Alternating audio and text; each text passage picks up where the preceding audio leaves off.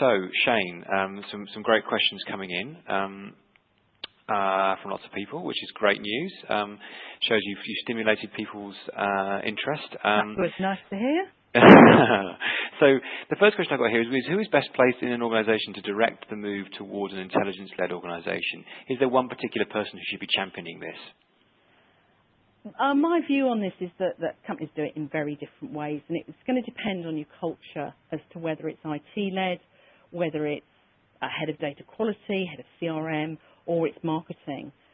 I think the key thing is it's got to have a champion. I've seen projects fail where there hasn't been this champion who's built cross-functional teams to support them. So you can't leave it to one person, but you do need somebody who's going to go out there and make it happen and get the buy-in. And who does this person need to be, Shane? Do they have to be of a certain level of seniority to make it to be credible, frankly? I believe that it does. I think that it has to be a board-level champion.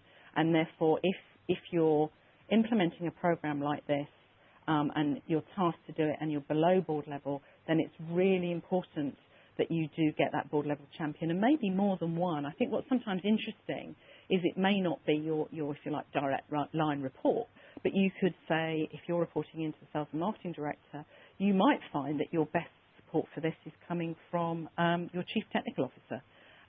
But as long as you've got a board level champion, then you're much more likely to succeed. So it doesn't have to be necessarily the marketing person. It could be someone from across the business.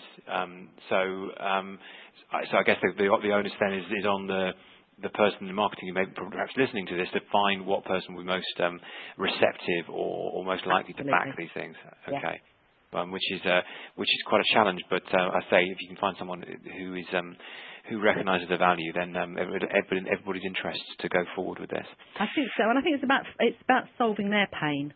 And that's really the point I was trying to get across, is that it's about their needs. And if you help solve one of their biggest problems, and that may well be based around data, and they've got real issues with that's causing their own functional problems, and that's happened with a very large media company that I'm working with.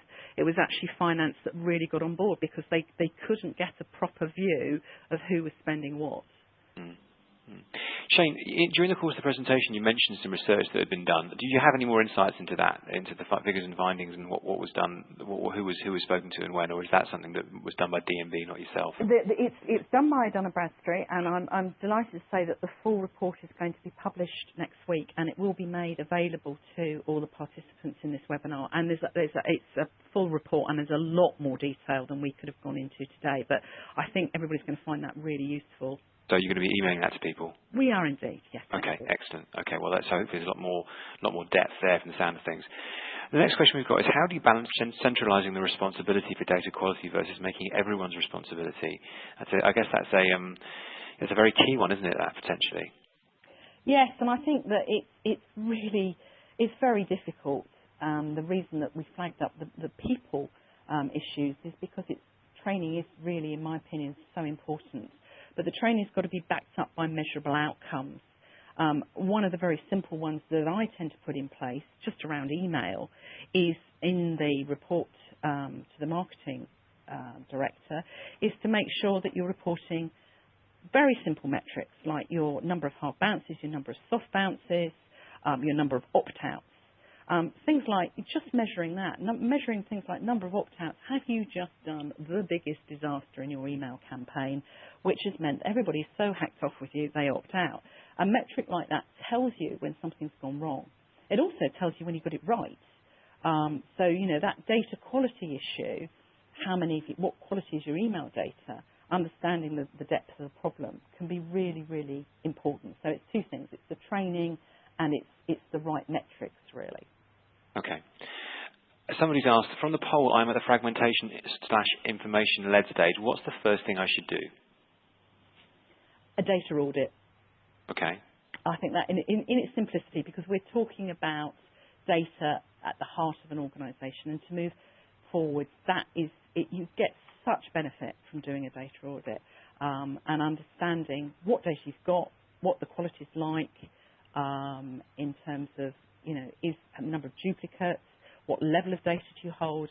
I remember an audit that I did for a very large financial services organisation we were absolutely horrified to discover that we only had 30% of the records populated with a telephone number.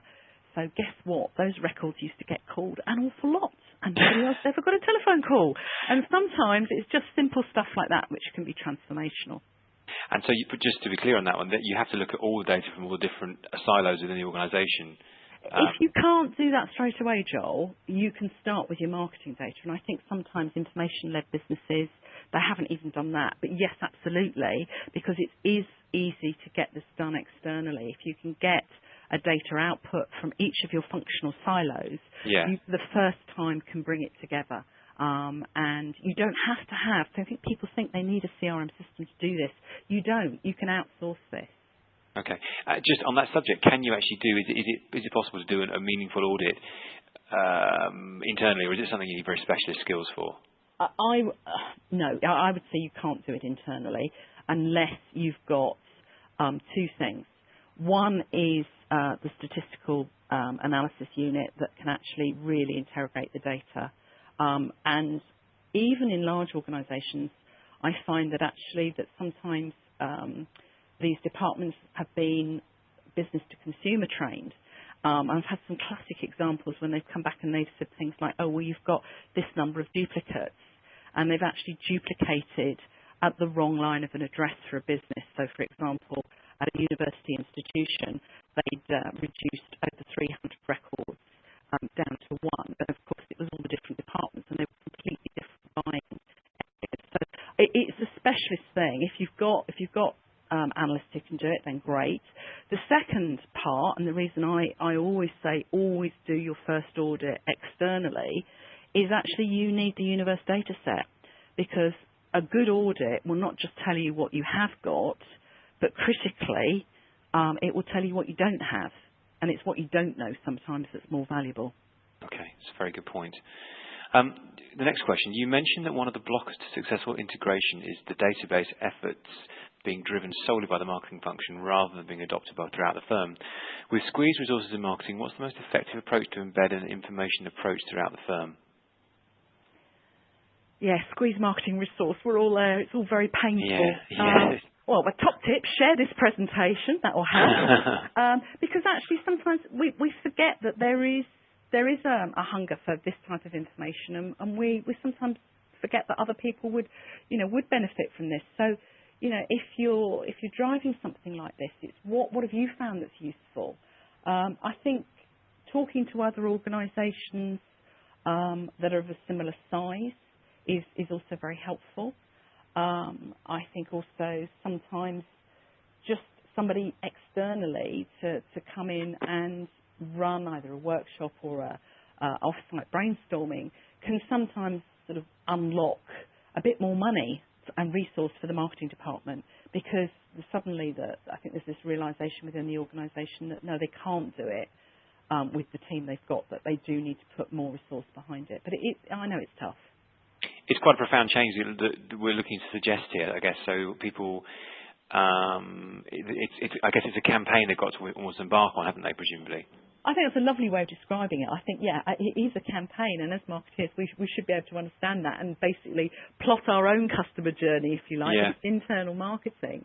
And I think it's also not to be disheartened and think it's too big. I see the reason that a lot of companies, they get stuck in one of these segments is because it just seems all too difficult and too big. And the reason I genuinely mean I am very excited about this whole area is because we do have these new tools. We do have the ability to take real-time data feeds at not an expensive or a long time setup. These are things that you can do quite quickly. Okay. We've got about 10 minutes left. So any further questions you might have, please do type them in now. We'll hopefully get around to them in the next few minutes. Hate for you to miss out on something that you were itching to ask Shane. Shane, a couple of people have asked about the data evaluator tool which you spoke about.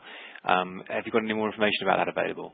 Yes, that's going to be emailed along with the full survey next week as well. It'll be a link and you'll be able to use that tool, as I say, to properly benchmark where you are. Is it a free tool? It is. I believe so, yes. Free and easy to use.